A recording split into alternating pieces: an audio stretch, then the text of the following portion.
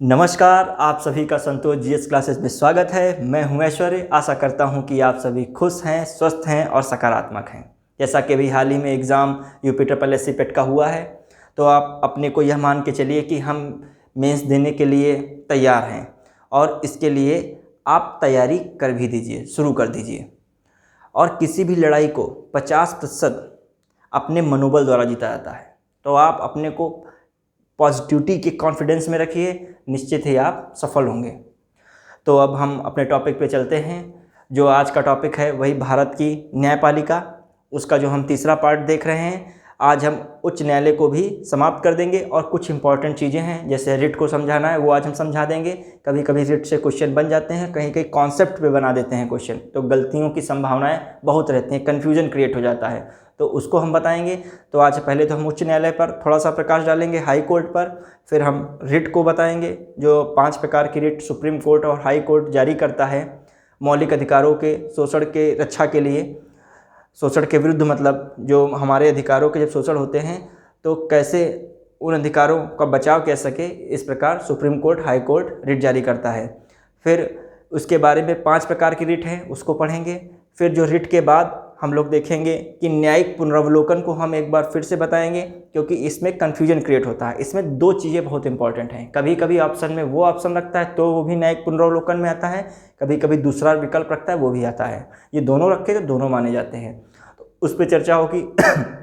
फिर न्यायिक पुनरावलोकन से संबंधित कुछ केसेस हैं, तो केसेस के भी क्वेश्चन पूछे जाते हैं, तो उन केसेस पे चर्चा करेंगे।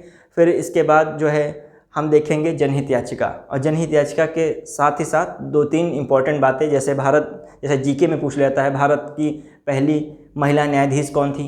फातिमा बीबी थी, सुप्रीम कोर्ट की, भारत की सुप्रीम कोर्ट की पहली महिला न्यायाधीश फातिमा बीबी थी। और यदि पूछ लेता है भारत में उच्च न्यायालय की पहली महिला न्यायाधीश कौन थी? तो लीला सेठ थी। तो इस प्रकार के छोटे मोटे क्वेश्चन जो हैं कभी कभी जीके के रूप में पूछ लेते हैं, उन पर चर्चा कर ली जाएगी। चलिए अब आज हम देखते हैं उच्च न्यायालय। उच्च न्यायालय, न्यायालय, high court, high court, high court हो जाता है। और इसी में हम अभी क्या इसमें देखेंगे, हम लोग याचिकाएं देखेंगे, जो रिट है, रिट, तो इन पे भी चर्चा कर लेंगे। और इसके साथ साथ हम लोग क्या करेंगे, न्यायिक पुनरावलोकन, न्यायिक पुनरावलोकन, जुडिशियल रिव्यू जो होता है, लोकन, जुडिशियल रिव्यू, इसको देखते हैं। इसी के साथ हम एक और टॉपिक, ये एक टॉपिक देखेंगे, ये देखेंगे, दूसरा टॉपिक इंपॉर्टेंट है रिट, और तीसरा टॉपिक ये देखेंगे, और चौथा टॉपिक जो है हम लोग जनहित याचिका को देखेंगे। जनहित याचिका, याचिका, याचिका, तो इस पे हम चर्चा करेंगे। देखिए, हमने जो भी पढ़ाया है, आपको यकीन मानिए, देख लीजिएगा यूट्यूब में जाके, उस टॉपिक को रिलेट कीजिएगा कि जो हमने हिस्ट्री पढ़ाई है यूपी ट्रिपल एस सी पेट में, उससे बाहर एक भी क्वेश्चन नहीं गया है। क्योंकि अब हमारे पास इतना टाइम नहीं है कि स्क्रीनशॉट को हम लगा के दिखाएं। आप खुद उस टॉपिक पे जाइएगा। जैसे गए हैं, उसमें क्वेश्चन आया है कि धन्वंतरि किसके समय जो है चिकित्सक थे, तो आप देखिएगा किसके समय थे, तो उसमें देखिएगा हमने लिखा है चंद्रगुप्त द्वितीय विक्रमादित्य के समय जो नवरत्न थे उनके पूरे नाम लिखाए हैं, तो उसमें मिलेंगे, बैताल हैं, बहुत सारे नाम थे, तो आप उनमें इसका देख सकते हैं, कालिदास हैं, कई लोग हैं। तो इस प्रकार से, और ऐसे कई भी, कोई भी क्वेश्चन है, जैसे आया था क्वेश्चन, इनमें से कौन सुमेलित नहीं है, जैसे उसमें था 261 में कलिंग विजय अशोक की, बिल्कुल सही है, क्योंकि ये भी हमने जब अशोक पढ़ा है तो उसमें ये लाइन आई है।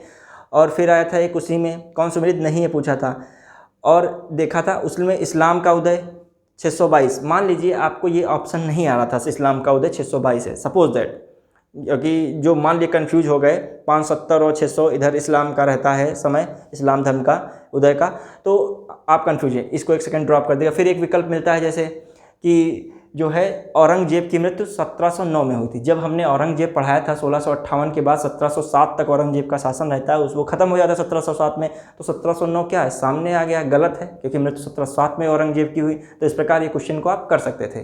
तो इस प्रकार कोई भी क्वेश्चन है जो टॉपिक से बाहर नहीं है, फायान हेनसांग वाला टॉमस रो हमने कितना बताया है, वो क्वेश्चन आया है। प्लासी का युद्ध सीधे सिराजुद्दौला, तो आपको करना था प्लासी का युद्ध 1757 सिराजुद्दौला लॉर्ड क्लाइव के बीच हुआ, ये क्वेश्चन था सीधा सीधा।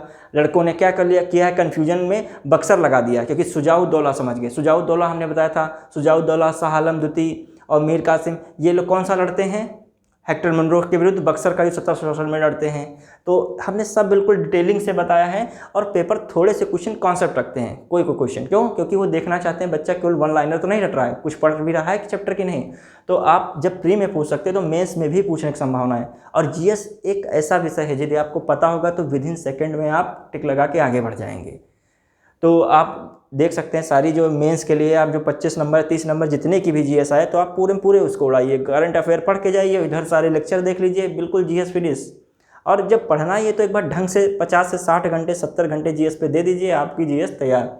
तो आप इस प्रकार देख सकते हैं, ऐसे कई क्वेश्चन आए। मॉडर्न इंडिया में ऐसे क्वेश्चन था, मित्र मेला, इसे मैच दी कॉलम करना था, तो हमने लिखा है मित्र मेला की स्थापना कौन करते हैं, वी डी सावरकर करते हैं। वही मित्र मेला क्या बन जाता है, अभिनव भारत 1905 में बन जाता है। 1899 में जो मित्र मेला नासिक में स्थापित हुआ था, वह 1905 में अभिनव भारत बन जाता है। हमने पूरा समझाया था कॉन्सेप्ट, ये वीर सावरकर जी इसका वो करते हैं। ऐसे होम रूल लीग की स्थापना एनी बेसेंट ने किया और तिलक ने किया। लेकिन यदि आता है होम रूलिंग आंदोलन का प्रारंभ करता है तो कौन माना जाएगा, एनी बेसेंट। देखिए सबसे पहला होम रूल लीग आंदोलन का जो विचार है एनी बेसेंट ने रखा, लेकिन स्थापना इसकी दो लोगों ने की, एनी बेसेंट ने की और बाल गंगाधर तिलक ने की। एनी बेसेंट ने से पहले बाल गंगाधर तिलक अप्रैल 1916 में कर चुके थे, सितंबर 1916 में एनी बेसेंट ने किया। लेकिन विचार ये किसके द्वारा आया, तो एनी बेसेंट द्वारा। ये भी प्रश्न आया है होम रूल लीग से जुड़ा हुआ।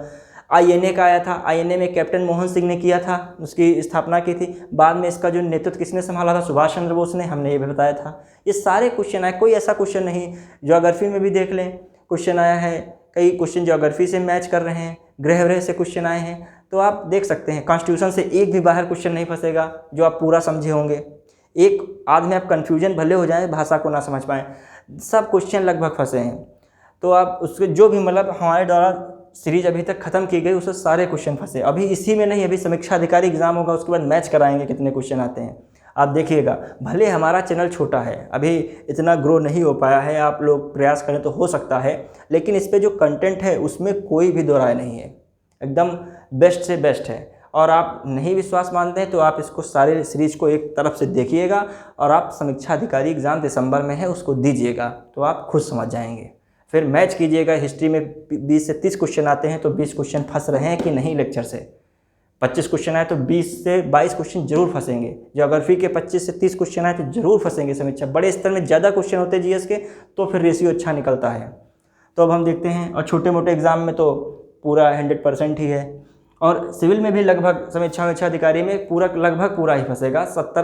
80 से 90% यदि सिविल एग्ज़ाम में फंस जाए तो समझिए बेस्ट है, क्योंकि 10-20% तो रेफरेंस बुक भी ख़त्म कर लो तब भी क्वेश्चन फंस जाएंगे वहाँ। सिविल एग्ज़ाम ऐसे सेट किए जाते हैं। फिर हम देखते हैं, यदि आपके 15 क्वेश्चन आते हैं मान लीजिए, तो आप 12 क्वेश्चन यदि कर लेते हैं, 12 से 13 क्वेश्चन कर लेते हैं ये पूरी सीरीज़ देख के पॉलिटी की, तो आप समझिए बहुत बेस्ट कर रहे हैं समीक्षा अधिकारी में, या कोई भी बड़ा एग्ज़ाम होता है जिसमें इतने क्वेश्चन आ रहे हैं। आप हिस्ट्री के 25 क्वेश्चन आते हैं लगभग समीक्षा अधिकारी में, ठीक है, तो आप यदि 20+ मार दे रहे हैं तो आप बहुत अच्छी पोजीशन में जा रहे हैं।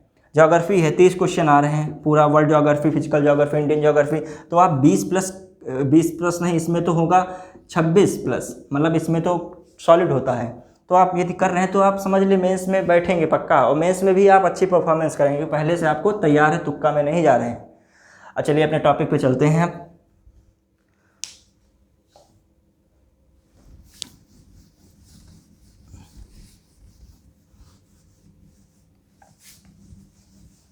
पहले हमने उच्च न्यायालय बताया था। हम हर चीज़ को फैक्ट और कॉन्सेप्ट दोनों लेके चलते हैं, जिसमें छोटे एग्ज़ाम भी उसमें इंक्लूड रहे, बड़े एग्ज़ाम भी। चलिए चलते हैं। और एक चीज़ जान लिया, आपका मनोबल ही आपकी शक्ति है और आपका सिलेक्शन का वही एक मेन माध्यम रहेगा।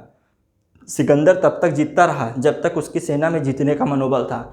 जहाँ से उसकी सेना ने मनोबल अपना तोड़ दिया, थकान महसूस करने लगी कि हम ये रावी नदी नहीं, ब्यास नदी नहीं क्रॉस कर पाएंगे, रावी नदी हम नहीं पार कर पाएंगे, अब हमारे अंदर साहस नहीं चलने का, वहीं से सिकंदर का समझो पतन हुआ और सिकंदर आखिरी में ख़त्म भी हो गया और इसका विश्व का जो लक्ष्य था जीतने का, वो सपना अधूरा रह गया। तो आपका मनोबल ही आपकी ताकत है। अब देखते हैं उच्च न्यायालय।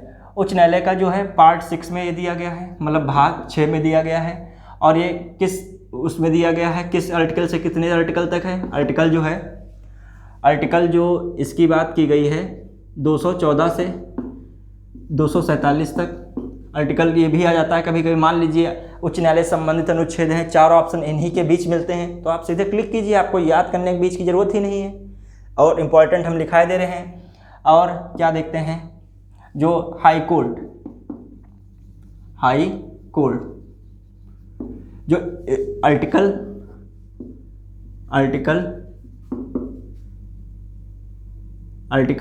214 मतलब जो है there shall be a high court in India, ठीक है। एक हाई कोर्ट होंगे, मतलब there shall be high court in India, ठीक, ये ना लगाएं, भारत में हाई कोर्ट होंगे। तो ये हो गया। तो भारत में जो हाई कोर्ट की स्थापना है आर्टिकल 214 के तहत है। और क्या जो है होता है इसी में जो हाई कोर्ट इस्टेब्लिशमेंट है, समझिए इस्टेब्लिशमेंट मतलब भारत में उच्च न्यायालय होंगे,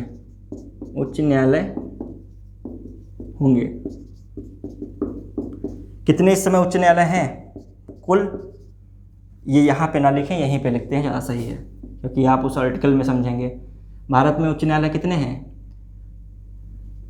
25 उच्च न्यायालय हैं। 25 उच्च न्यायालय हैं वर्तमान में, हमने इसकी चर्चा पहले की भी है न्यायालय। अब देखते हैं कि जो 7th CA हुआ, कॉन्स्टिट्यूशन अमेंडमेंट हुआ, उसमें क्या कहा गया, ये 1956 में हुआ। ये क्या कहा गया, संविधान संशोधन 1956 में होता है 7वां। उसमें क्या कहा गया कि भारत में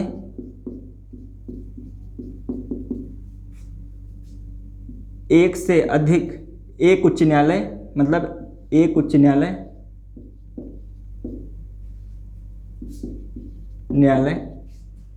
एक से अधिक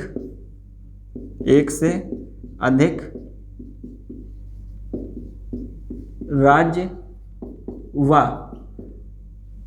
संघ क्षेत्र के हो सकते हैं, का हो सकता है, के हो सकते हैं। कहने का मतलब एक उच्च न्यायालय 2 राज्यों का भी हो सकता है, 3 राज्यों का भी हो सकता है। इसके कई सारे प्रमाण हैं, जैसे मुंबई का है, महाराष्ट्र को कवर करता है, दमन और दादरा नगर हवेली संघ राज्य भी है, उसको कवर कर रहा है, गोवा को भी कवर कर रहा है। तो ऐसे देखिए कई सारे ऐसे मिलेंगे उच्च न्यायालय।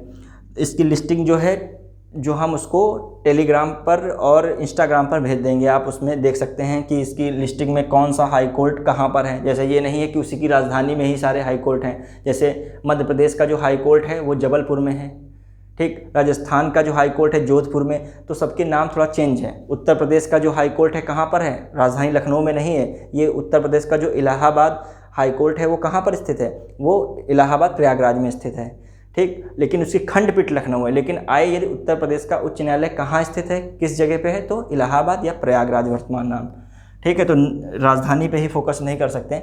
अब देखते हैं आगे जो आर्टिकल 215 में, आर्टिकल 215 में ये बहुत कभी कभी match the column high court का जाता है तो बड़ा ट्रिपिकल हो जाता है कि सुप्रीम कोर्ट लोग बहुत पढ़ते हैं, हाई कोर्ट को थोड़ा कम पढ़ते हैं। तो ये क्या होता है, अभिलेख न्यायालय है, अभिलेख न्यायालय। अब हम सुप्रीम कोर्ट में इसको बताए थे, क्या बताए थे, अभिलेख न्यायालय किस में है, 200, अभिलेख न्यायालय सुप्रीम कोर्ट में क्या बताए थे, 129 आर्टिकल इसमें बताए थे, कंपेरिजन भी करते चल रहे हैं। और इसमें अभिलेख न्यायालय किस में, 215 में। अभिलेख न्यायालय में हमने क्या बताया था, इसमें सारे फैसले जो हैं भविष्य के इतिहास में, जो मतलब इतिहास के जो फैसले होते हैं भविष्य में उनको यूज किया जाता है, उस मतलब हर एक फैसले को रिकॉर्ड के रूप में रखा जाता है। एक अभिलेख न्यायालय का मतलब ये होता है। दूसरी बात अभिलेख न्यायालय में होता है, जैसे कोई सुप्रीम कोर्ट की तो बात की ही थी, हाई कोर्ट भी कोई फैसला देता है तो आप उसकी अवमानना नहीं कर सकते हैं, मतलब उसको आप तिरस्कार नहीं कर सकते हैं या हम उस फैसले को नहीं माने कि हम अस्वीकार कर दें। यदि ऐसा करते हैं तो कोर्ट क्या कहता है, वह व्यक्ति हो या नागरिक हो, उसको क्या करता है 6 माह की सज़ा दे सकता है और जुर्माना लगा सकता है। किसके तहत? कोर्ट की अवमानना के तहत, कोर्ट ऑफ कंटेम्प्ट, इसी में आता है कोर्ट की अवमानना। ये कभी कभी पूछते हैं कोर्ट की अवमानना किस आर्टिकल के तहत है? आर्टिकल 215 उच्च न्यायालय की, इसकी उच्चतम न्यायालय की 129 आर्टिकल में कोर्ट की अवमानना, मानना, ये क्या है किसका? इसको क्या कह सकते हो? Court of contempt. अब देखते हैं फिर इसके बाद आर्टिकल 200 बढ़ाते जाओ, 217 की बात कर ली जाए। फिर आर्टिकल जो है आर्टिकल 219, फिर आर्टिकल 219 की बात के साथ हम देखते हैं आर्टिकल 221। तो 219 में क्या रहता है? 219 में 219 में देखते हैं, 17 का भी बताते हैं, पहले 219 का देखते हैं। इसमें शपथ की बात की गई है, शपथ। और आर्टिकल 221 में सैलरी की बात की गई है। ठीक, अब हम देख रहे हैं उच्च न्यायालय का। 217 कुछ क्लियर नहीं हो रहा है, अभी बता देंगे 217 का। ठीक, अब हमने ये देखा 2019 आर्टिकल 221। अब क्या हमें बताना है? याचिका से संबंधित बात रखनी है। याचिका में क्या रहता है, तो इस पर हम फोकस करेंगे। अब याचिका में कैसे क्या होता है? याचिका जो होती है, यहीं पे लिखते हैं याचिका, जो ये किसके लिए होती है? मौलिक अधिकारों के शोषण के विरुद्ध याचिकाएं डाली जाती हैं। यदि किसी व्यक्ति के मौलिक अधिकारों का हनन हो रहा है तो वह अपनी दरख्वास्त करता जाके सुप्रीम कोर्ट, हाई कोर्ट में, तो वो सुप्रीम कोर्ट और हाई कोर्ट याचिका मतलब क्या करते हैं, उस व्यक्ति की जो मतलब याचिका ही डाली जाती है। यदि किसी व्यक्ति के मौलिक अधिकारों का हनन हो रहा है तो वह व्यक्ति याचिका डालता है और वही याचिका के तहत सुप्रीम कोर्ट अपनी शक्तियों का प्रयोग करता है उसके मौलिक अधिकारों की रक्षा के लिए। तो यही कहा जाता है कि सुप्रीम कोर्ट में 5 प्रकार की याचिकाएं दायर की जा सकती हैं।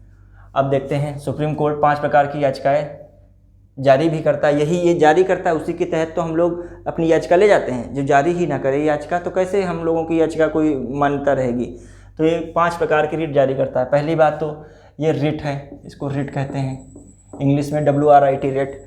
अब ये रिट कहाँ से लिया गया है, ये भी क्वेश्चन आ जाता है, एक बार आ चुका है। तो ब्रिटेन, ये ब्रिटेन से रिट वाला जो तरीका लिया गया है। ये क्या होता है, कब जारी की जाती है? मौलिक अधिकारों के शोषण के विरुद्ध, जब एक्सप्लॉयटेशन ऑफ फंडामेंटल राइट्स का होता है तब ये जारी की जाती है, शोषण के विरुद्ध। प्रश्न आते हैं ऐसे सीधे, ये रटना कुछ नहीं। जब मौलिक अधिकारों का हनन होता है तो रिट कौन जारी करता है? सुप्रीम कोर्ट और हाई कोर्ट। ये कौन जारी करता है? किसको पावर दी गई है? सुप्रीम कोर्ट को दी गई है एंड हाई कोर्ट को दी गई है ये पावर रिट जारी करने की। अब ये रिट कितने प्रकार की होती हैं, ये हम इसको इरेज कर रहे हैं तब बताते हैं।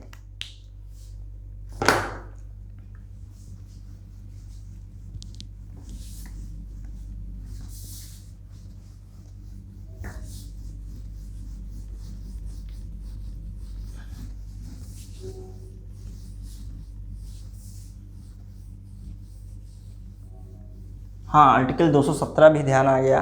देखिए आर्टिकल पहले ये भी बताते हैं, उच्चतम न्यायालय का ही आर्टिकल, ये हाई कोर्ट का है। आर्टिकल 217 में क्या कहा जाता है कि जो हाई कोर्ट के जो CJI हैं, मतलब chief justice of high court, जो chief justice of high court हैं, और प्लस जो अदर जजेस हैं हाई कोर्ट के, मतलब हाई कोर्ट के मुख्य न्यायाधीश तथा अन्य जो न्यायाधीश होते हैं, उनकी जो है अपॉइंटमेंट हो गया, मतलब नियुक्ति की बात की गई है। रिमूव, हटाना कैसे है? हटाने की प्रक्रिया हमने बताई ही थी, महाभियोग शब्द यूज किया जाता है, लेकिन संविधान में महाभियोग शब्द इन लोगों के लिए नहीं दिया गया है। हटाने की प्रक्रिया, हटाना। फिर रिमूव मतलब, और इस्तीफा किसे देंगे ये भी जिक्र है, ठीक। और ये क्या रहता है, इनकी योग्यताएं, इसमें ये सब बताया गया है, योग्यताएं, हाँ, क्वालिफिकेशन। और ये है रिज़ाइन, ठीक। रिमूव हटाना, रिज़ाइन, ये हो गया इस्तीफा, योग्यताएं, क्वालिफिकेशन। ये बात की गई है आर्टिकल 217 में, और हमने सब बताया था। मुख्य न्यायाधीश की नियुक्ति कैसे होती है, हटाना है, ये सब पहले ही बता चुके हैं। मुख्य न्यायाधीश तथा अन्य न्यायाधीश सुप्रीम कोर्ट के हों चाहे हाई कोर्ट के हों। आगे हम चर्चा करते हैं, कहाँ पे थे, रिट पे थे।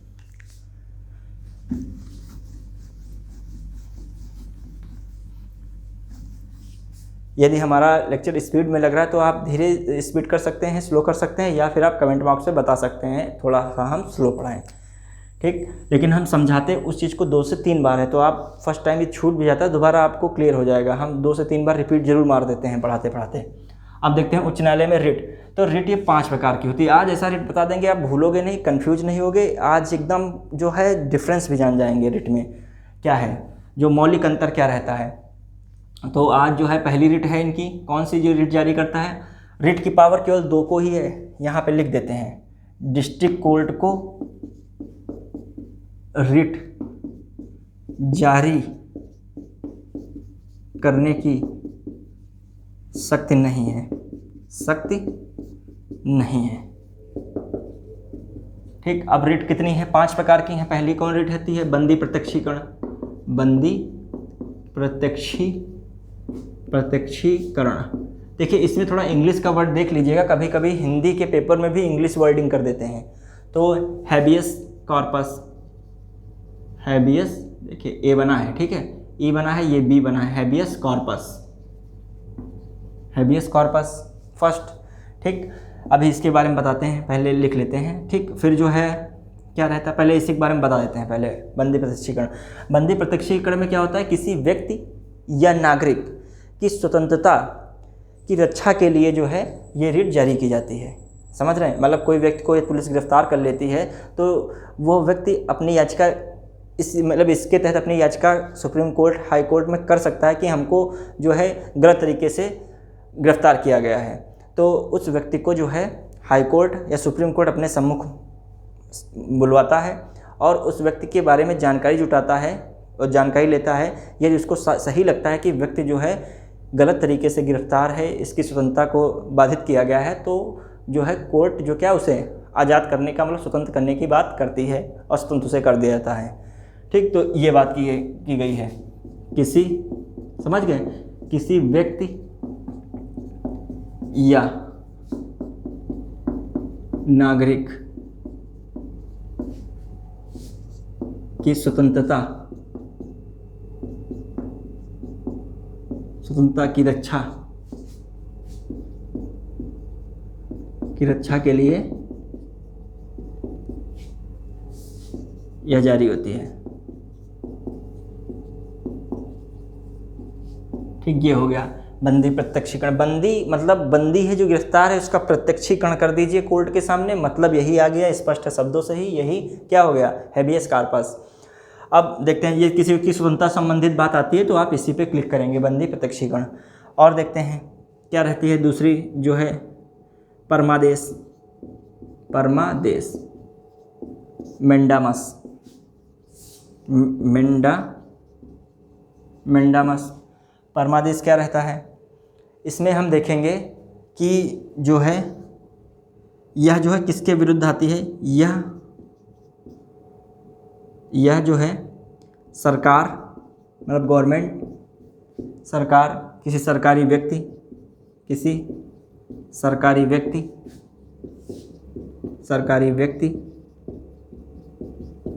व सरकारी संगठन, सरकारी निकाय हो या सरकारी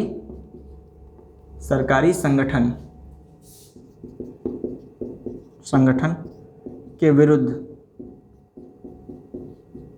विरुद्ध जारी होती है, जब वह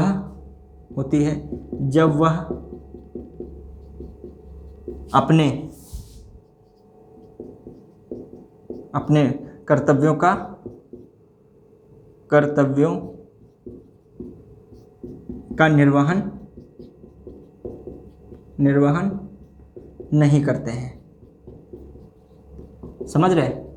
मतलब ये किसके खिलाफ जारी होती है? देखिए ये लाइन बहुत इंपॉर्टेंट है। सरकार किसी सरकारी व्यक्ति या सरकारी संगठन के विरुद्ध जारी होती है, लेकिन कब जारी होती है? जब वह लोग ऐसे थोड़ी जारी कर देंगे, सब काम अपना सरकारी विभाग कर रहा है, सरकारी कर्मचारी कर रहा है, सरकार कर रही, ऐसे नहीं जारी करेंगे। लेकिन जब अपने कर्तव्यों का पालन नहीं कर रहे हैं, जो काम दिया गया वो नहीं हो रहा है, ड्यूटी प्रतिदिन नहीं आ रहे हैं, तो जब कर्तव्य ही नहीं करेंगे तो ऐसी रिट जारी की जाती है कोर्ट द्वारा। अब देखते हैं, तो ये भी जान गए क्या व्यक्ति की बात हो रही, यहाँ सरकारी व्यक्ति और किसी सरकारी संगठन या सरकार की बात हो रही। अब हम देखेंगे 2 रिट हो गई। अब तीसरी रिट पे चर्चा करते हैं। तीसरी रिट है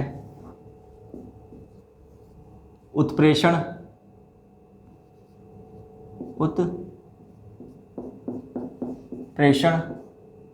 ठीक। और यहीं पे चौथी जो है प्रतिषेध।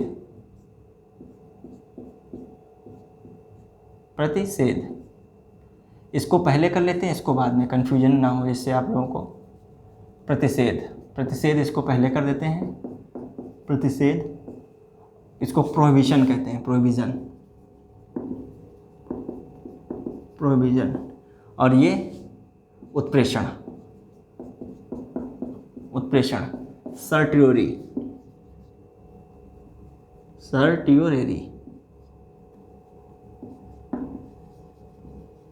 सर्ट्योरेरी।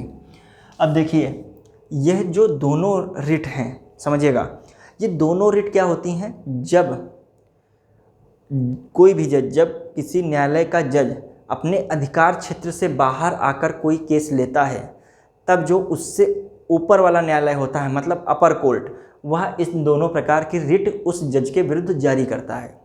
समझिएगा, मतलब कहने का मतलब कोई भी जज अपने अधिकार क्षेत्र से बाहर जाकर काम करता है तो ऊपर वाला जो कोर्ट होता है, मतलब अपर कोर्ट, वो निचले कोर्ट के जज के विरुद्ध एक्शन ले सकते हैं।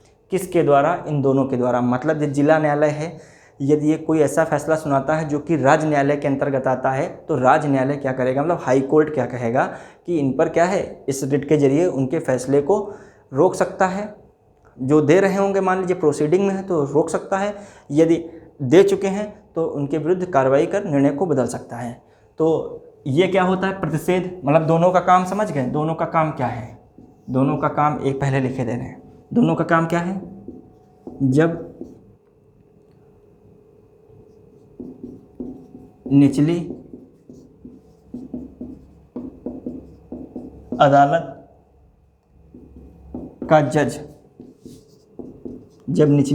का जज, अपने अधिकार क्षेत्र से बाहर आकर केस लेता है, तो अपर कोर्ट उस जज के विरुद्ध एक्शन ले सकती है। ये हो गया। दोनों में समझ गए आप? वहाँ पे था कोई व्यक्ति स्वतंत्रता के लिए, किसी व्यक्ति स्वतंत्रता के लिए, फिर परमादेश में आया किसी व्यक्ति, सरकारी व्यक्ति और सरकारी बॉडी, मतलब गवर्नमेंट ऑर्गेनाइजेशन या गवर्नमेंट, उनके विरुद्ध। ये कब है? ये अधीनस्थ न्यायालयों के विरुद्ध होता है। अब देखिए दोनों में अंतर क्या है। ये क्या होता है? जब प्रोसीडिंग इन एनी मैटर, जब कोई मामला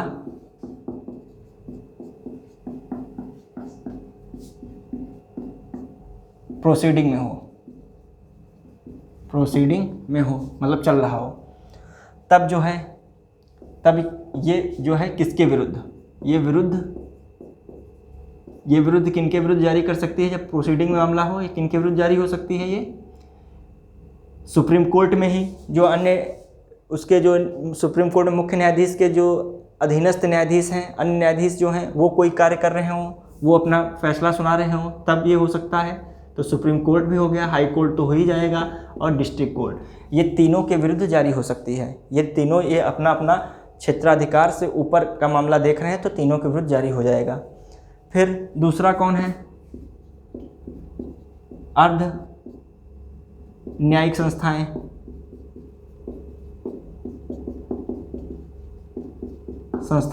जैसे क्वासी जुडिशरी है, उनके विरुद्ध भी जारी हो जाएगा। क्वासी जुडिशरी में क्या आता है? जैसे SC ST कमीशन है, कमीशन हो गया, और क्या हो गया? इलेक्शन कमीशन है, और विभिन्न सारे ट्रिब्यूनल हैं। इलेक्शन कमीशन है, और क्या विभिन्न बहुत सारे ट्रिब्यूनल्स हैं। जो वो कोई भी ऐसा मामला उठाते हैं जो उस समय उनके क्षेत्राधिकार में नहीं है, लेकिन वो मामला क्या हो, वो फैसला अभी दिया जा रहा हो, मतलब उसकी तैयारी चल रही हो, निर्णय मतलब चलायमान हो, वो फैसला मतलब दिया नहीं जा चुका हो, वो एक मतलब कह सकते हैं प्रोसीडिंग में चल रहा हो कार्य, तब क्या करेंगे? जो ऊपर अपर कोर्ट होगा वो क्या करेगा? इसके विरुद्ध इसके जरिए क्या करेगा? रोक सकता है, रोक सकता है।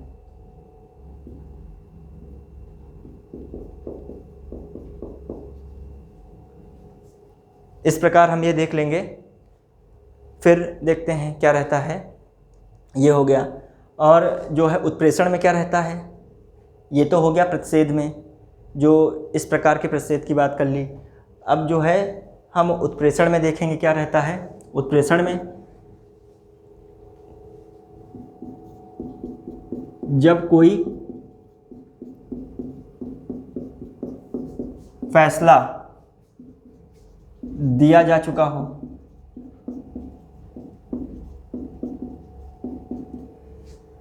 देखिए प्रतिषेध में क्या, जब कोई मामला चल रहा हो तब जो है उससे ऊपर वाला कोर्ट जो है उस कोर्ट को रोक सकता है, मतलब उस जज के फैसले को रोक सकता है। इसमें क्या है, जब कोई फैसला दिया जा चुका हो तब जो है, और जब दिया जा चुका हो और क्या हो, वह अधिकार क्षेत्र से बाहर हो, वह अधिकार क्षेत्र से बाहर, तब ये प्रक्रिया लागू होती है। ये उस जज के विरुद्ध क्या किया जाएगा? एक्शन लिया जाएगा। समझ गए? तो प्रतिषेध में जब कोई मामला जो अधिकार क्षेत्र में नहीं आता है, प्रोसीडिंग में चल रहा है, तब जो उच्च न्यायालय उससे ऊपर वाला अपर कोर्ट है उस जज के फैसले को रोक सकता है, वहीं पे उसको रोका जा सकता है और उस पर कार्रवाई की सकती है। लेकिन जब उत्प्रेषण क्या होता है, जब वो अधिकार क्षेत्र से बाहर आकर किसी जज ने अपना फैसला सुना दिया हो, फिर उसके खिलाफ जो कार्रवाई होती है और उसके फैसले को कैसे बदला जाता है, तो तब ये उत्प्रेषण लागू होता है। अब इसके बाद देखते हैं, ये 5 हो गए, 4 हो गए मतलब, और 5वीं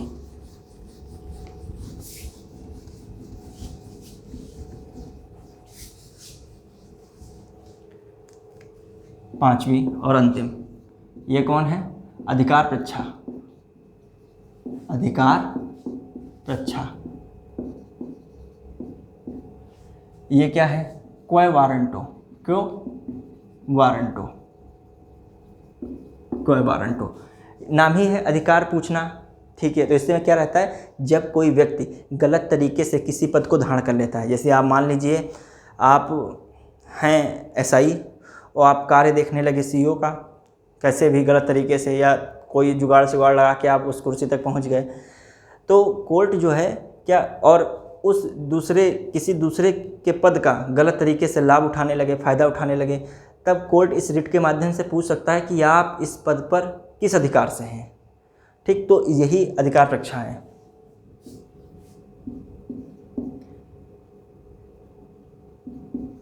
गलत तरीके से किसी पद पर पहुंच जाना या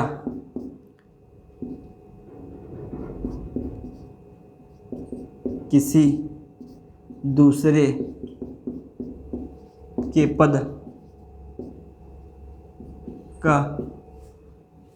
के पद का गलत तरीके से लिख दे, गलत तरीके से किसी दूसरे पद का लाभ उठाना, इसे पोस्टमार्टम भी कहा जाता है, इसको पोस्टमार्टम। अब ये रहा, ये दोनों बातें आ गई।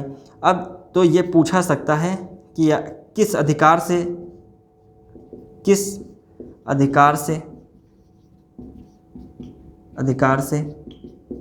इस पद पर है। मतलब कोर्ट क्या है, पूछ सकती है आप, भैया किस अधिकार से इस पोस्ट पर काम कर रहे हैं जब आप इस पोस्ट के लिए एलिजिबल नहीं हैं। तो हमने देखे 5 हमने रिट बता दी, और ये रिट जो है हाई कोर्ट और सुप्रीम कोर्ट जारी करता है। ये जो हाई कोर्ट सुप्रीम कोर्ट है, रिट आर्टिकल 32 के तहत जारी करता है, जिसे संवैधानिक उपचारों का अधिकार कहते हैं, जिसे बाबा भीमराव अम्बेडकर द्वारा भारत की आत्मा, संविधान की आत्मा और कुंजी कहा गया है। किसको? संवैधानिक उपचारों को। किसने कहा है? लेकिन बाबा भीमराव अम्बेडकर ने। वैसे किसे कहा गया है? प्रस्तावना को कहा गया है, संविधान की आत्मा। ठीक, फिर अब देखते हैं जो हाई कोर्ट की बात जो किस में की गई है, हाई कोर्ट की बात की गई है आर्टिकल 226 में। हम आगे बढ़ते हैं, अब देखते हैं कि न्यायिक पुनरावलोकन क्या होता है। अगला टॉपिक जो है, सेकंड टॉपिक भी हमने देख लिया।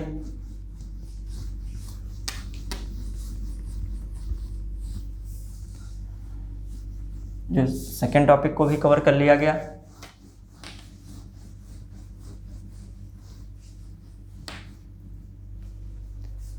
अब देखते हैं न्यायिक पुनरावलोकन। न्यायिक पुनरावलोकन, ये एक बार देखते हैं जो जुडिशियल रिव्यू,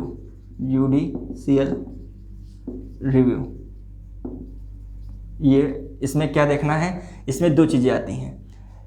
जो है क्या होता है, जो कोर्ट होता है अपने किसी फैसलों को समीक्षा कर सकता है, किसी फैसले या निर्णय की समीक्षा कर सकता है, किसी फैसले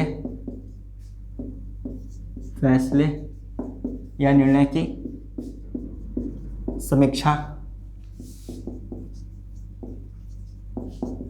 कर सकता है। उस निर्णय मतलब दिया गया जो निर्णय है, उस निर्णय को बड़ी बेंच द्वारा, उससे मतलब बड़ी बेंच द्वारा बदला जा सकता है। ये बात सुप्रीम कोर्ट में भी लागू होती है, हाई कोर्ट में भी लागू होती है। अभी इसका उदाहरण बताएंगे। फिर रहता है, या जब ऑप्शन में ऐसा है किसी निर्णय कि जो है सुप्रीम कोर्ट को किसी निर्णय, अपने दिए गए निर्णय के सुधार करने की या समीक्षा करने की शक्ति होती है, या उससे बड़ी बेंच बनाकर उस निर्णय को बदला जा सकता है। ये भी सही है, न्यायिक पुनरावलोकन में आता है। और दूसरी बात क्या होती है, ये भी एक दूसरी बात आती है, जो सरकार या संसद किसी ऐसे कानून को बनाती है, ऐसे कानून को बनाती है जो, संसद किसी ऐसे कानून को बनाती है जो क्या होता है, मूल ढांचा, किसके मूल ढांचा को, संविधान के मूल ढांचा को प्रभावित करती है। मतलब ऐसा कोई बना दिया तो वो क्या हुआ, जैसे कोई भी सरकार ऐसा कानून लेके आ गई कि जैसे कानून ऐसा आ गया कि आप जो है पानी का दुरुपयोग नहीं कर सकते हैं, तो बहुत सख्त नियम आ गया। अब यहाँ तक आपको नहाने और स्वच्छ रहने के लिए भी आपको दिक्कत हो रही, तो आप कहेंगे हमें जीने का अधिकार है, पानी हम पिएंगे, अच्छे स्वच्छ रहेंगे, साफ़ सुथरे रहेंगे, बीमारी नहीं होगी, तभी हम जिंदा रहेंगे। तो ये आपका मूल अधिकार का हनन हो गया। तो इस प्रकार जो संविधान का मूल ढांचा, मूल अधिकार जैसे आते हैं, उसमें कोई परिवर्तन ना हो, संविधान की जो कुछ बातें हैं प्रस्तावना में दी गई हैं, जो कहीं ना कहीं ये धर्मनिरपेक्षता है और इस प्रकार की अखंडता है, एकता है, उनमें ऐसे कोई संशोधन कर दिया जाता है, तो भी क्या है, ये उसकी क्या कर सकती है, उच्च न्यायालय या उच्चतम न्यायालय उसकी न्यायिक समीक्षा कर सकता है। प्रभावित करती हैं तो supreme court and high court उसकी समीक्षा कर सकता है। न्यायिक समीक्षा, कैसी समीक्षा? न्यायिक समीक्षा कर सकता है, कर सकता है। ये हो गई बात, हमने ये न्यायिक पुनरावलोकन। अच्छा, ये न्यायिक पुनरावलोकन कहाँ से लिया गया है? यूएस से लिया गया है। अब एक हमने और बात बताई थी, न्यायिक पुनरावलोकन हो गया, एक परामर्शी जो हमने अधिकारिकता बताई थी सुप्रीम कोर्ट की शक्ति में, कि मतलब केवल सुप्रीम कोर्ट को लगता है कि जो राष्ट्रपति होता है, कोई भी कानून का ऐसा मामला होता है जिस पर राष्ट्रपति समझता है कि हम सुप्रीम कोर्ट के मुख्य न्यायाधीश से सलाह ले लें, और सुप्रीम कोर्ट का मुख्य न्यायाधीश राष्ट्रपति को सलाह देता है। किसके तहत? आर्टिकल 143 के तहत। लेकिन इसमें कंडीशन है, देखिए, राष्ट्रपति कोई भी कानून का फैसला ऐसा हो या कानून की ऐसी कोई बात हो, कोई बाध्यकारी राष्ट्रपति नहीं है कि सुप्रीम कोर्ट के मुख्य न्यायाधीश से पूछे ही पूछे। और यदि राष्ट्रपति ऐसा प्रश्न पूछता है तो यदि उसको सुप्रीम कोर्ट का मुख्य न्यायाधीश उसको उचित नहीं समझता है या अनावश्यक प्रश्न समझता है, तो वह सुप्रीम कोर्ट का मुख्य न्यायाधीश भी बाध्यकारी नहीं है कि वह उनका उत्तर दे ही दे। ठीक, दोनों में बाध्यकारीपन नहीं है। और कभी कभी प्रश्न बहुत जटिल जब आया तो आया कि यह किस देश से ली गई है, परामर्शी या सलाहकारी अधिकारिकता। 143, आर्टिकल 143 ये किस देश से ली गई है? ये देश से ली गई है कनाडा से। इसमें CJI और प्रेसिडेंट, ये संबंध इनका ऐसे है। ये जो केमिस्ट्री में आप लोग रिवर्सिबल रिएक्शन पढ़े होंगे तो ऐसे है, दोनों में सलाह, ये राष्ट्रपति इनसे ले सकते हैं, ये राष्ट्रपति इनसे ले सकते हैं, ये राष्ट्रपति को दे सकते हैं, लेकिन दोनों में बाध्यकरण नहीं है। अब हम जो बात करेंगे PIL की बात करेंगे। अच्छा हाँ, न्यायिक पुनरावलोकन में कुछ चीज़ें हैं, जैसे हाँ हमने बताया जैसे निर्णय में, जैसे बड़ी बेंच से कैसे फैसला बदल जाता है, कुछ निर्णय पूछे भी जाते हैं। तो कुछ निर्णय हैं जैसे न्यायिक पुनरावलोकन, हम पूरा नहीं लिख रहे हैं, से संबंधित वाद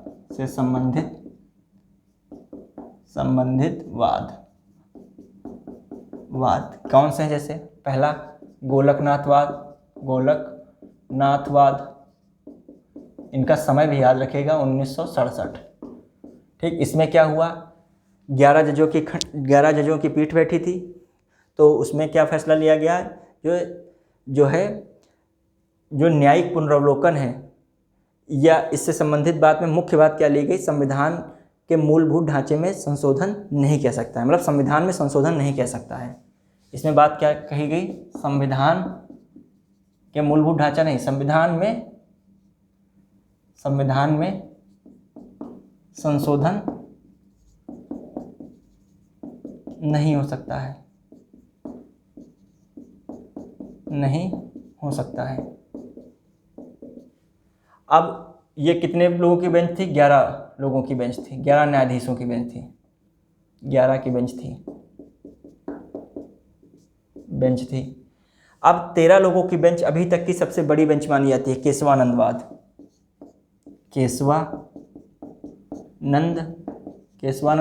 बनाम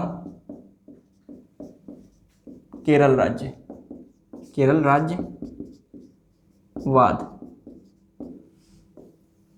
राज्यवाद। ये कब? 1973 में आता है बात। इसमें कहते हैं संविधान में संशोधन कह सकता है, लेकिन मूलभूत ढांचा संविधान का प्रभावित ना हो। संविधान में संशोधन हो सकता है बशर्ते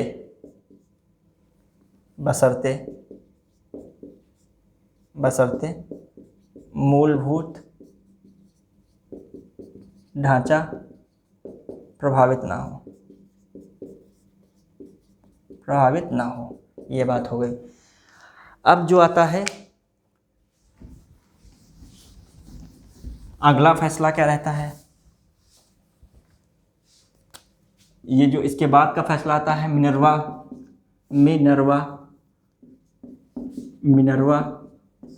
मिनर्वा है लिखा, ठीक है, मिनर्वा मिल्सवाद, मिनर्वा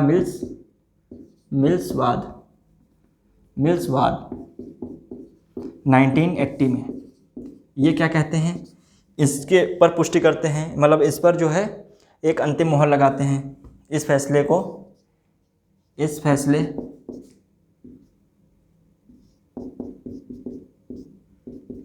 को पक्का करते हैं, मतलब पुष्टि कर दी है इसकी, ठीक। अब जो है जो क्या रहता है, ये एक बहुत इंपॉर्टेंट चीज़ आते हैं, न्यायिक पुनर्विलोकन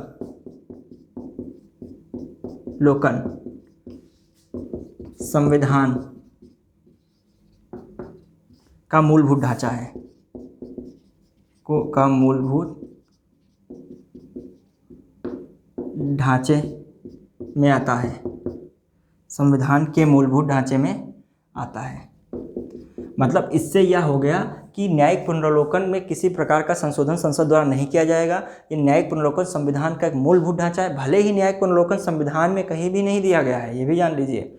ये जो न्यायिक पुनर्विलोकन है संविधान में कहीं नहीं है, इसका वर्णन जो देखा जाए सही रूप से, ये आर्टिकल 32 व आर्टिकल 13 के तहत इसका इस्तेमाल किया जाता है, और इसमें संविधान में इसका विशेष जिक्र नहीं है। लेकिन जो बताया न्यायिक पुनर्विलोकन जो है संविधान की जो है मूलभूत ढांचे में आता है, ये बात स्पष्ट कर दी गई, हर चीज़ में न्यायिक पुनर्विलोकन हो जाएगा। अब इसके बाद क्या होता है, एक केस और आता है, कोहिलो केस। इससे पूछा जाता है कोहिलो केस 2007 में। ये क्या कहता है कि नवी अनुसूची के सभी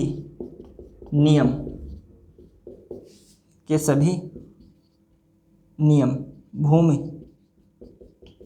के सभी नियम ही कर दो, के सभी नियम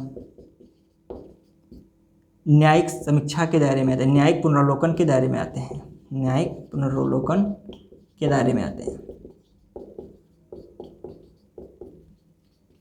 देखिए क्या था, कोई भी सरकार को ऐसा कोई कानून बनाना होता था जिस पर कोई कोर्ट बवाल ना कर सके, कोर्ट कोई उस पर बखेड़ा ना कर सके, कोई सुधार ना करवा सके, तो वो नवी सूची में डालवा देती थी सरकार। लेकिन कोहिलो केस आए, उन्होंने कहा न्यायिक पुनर्विलोकन जो नवीन सूची में भी कोई भी नियम रखे जाएंगे उसका भी हो सकेगा।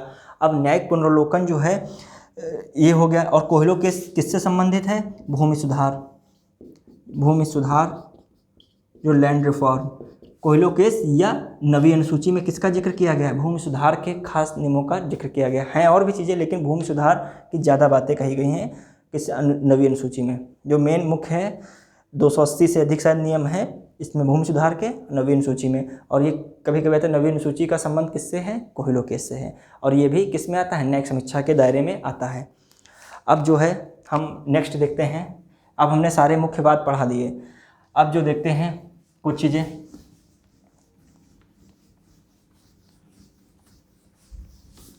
आप उसको जो है स्क्रीनशॉट भी ले सकते हैं, उसको रोक कर और स्लो स्पीड में कर लीजिए। चलिए हम स्क्रीनशॉट का टाइम दे देंगे। कुछ बच्चों का आया था कंप्लेन कि सर स्क्रीनशॉट के लिए टाइम दे दिया करिए। अब देखते हैं कुछ चीज़ें। जनहित याचिका, बस आज का टॉपिक समाप्त हुआ है। जनहित याचिका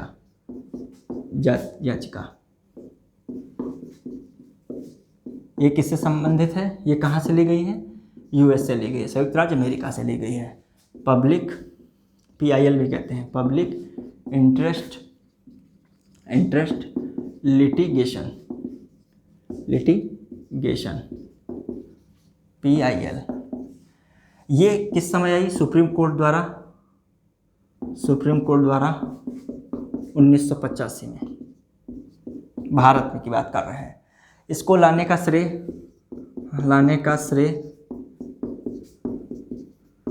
PN भगवती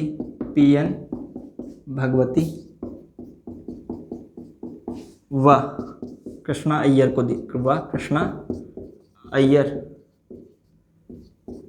दिया जाता है। लाने का श्रेय किसको दिया जाता है, इनको दिया जाता है। अब कुछ जगह पर बताया गया 1985 में PN Bhagwati he chief justice of India थे, तो उनके समय में लाई। लेकिन यह जो लाई गई 1985 में सीजीआई कौन थे? वाईवी चंद्रचूड़, वाईडी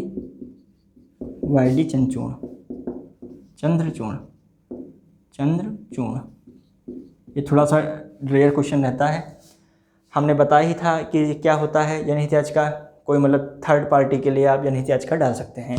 और इसके जो है पीआईएल की मदर कौन कहलाती हैं कि 100 से अधिक जनहित याचिका जो है किसने जो इस पर काम किया था, कौन लाया था जनहित याचिका दायर की थी? पुष्पा रानी ने। तो पुष्पा रानी को जनहित याचिका पीआईएल की माँ कहा जाता है कि जननी कहा जाता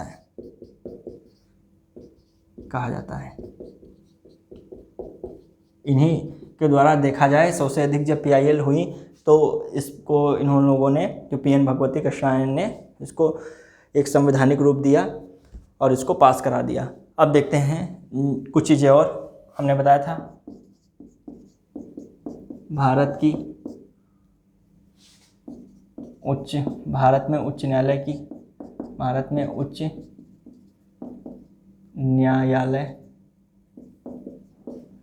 की पहली महिला न्यायाधीश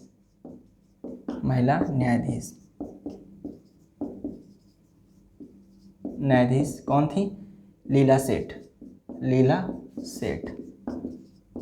ये हाई कोर्ट लिखा है। भारत में सुप्रीम कोर्ट की पहली महिला न्यायाधीश 2027 में शायद ऐसा संयोग बने कि भारत की पहली महिला मुख्य न्यायाधीश जो है बन जाए। एक जो है रेस में शामिल है, ध्यान नहीं आ रहा है नाम, 2027 की बात कर रहे हैं। लेकिन भारत में सुप्रीम कोर्ट की पहली महिला न्यायाधीश कौन थी?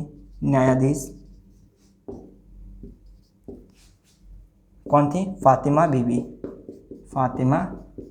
बीवी। ये प्रश्न पूछे जाते हैं जीके के थ्रू, कभी कभी इनमें भी पूछ लेता है कौन सही कौन गलत में। और देखा जाए स्वतंत्र भारत के सुप्रीम कोर्ट के पहले मुख्य न्यायाधीश मतलब सीजेआई, फर्स्ट सीजेआई न्यायाधीश हीरालाल जेकानिया। हीरालाल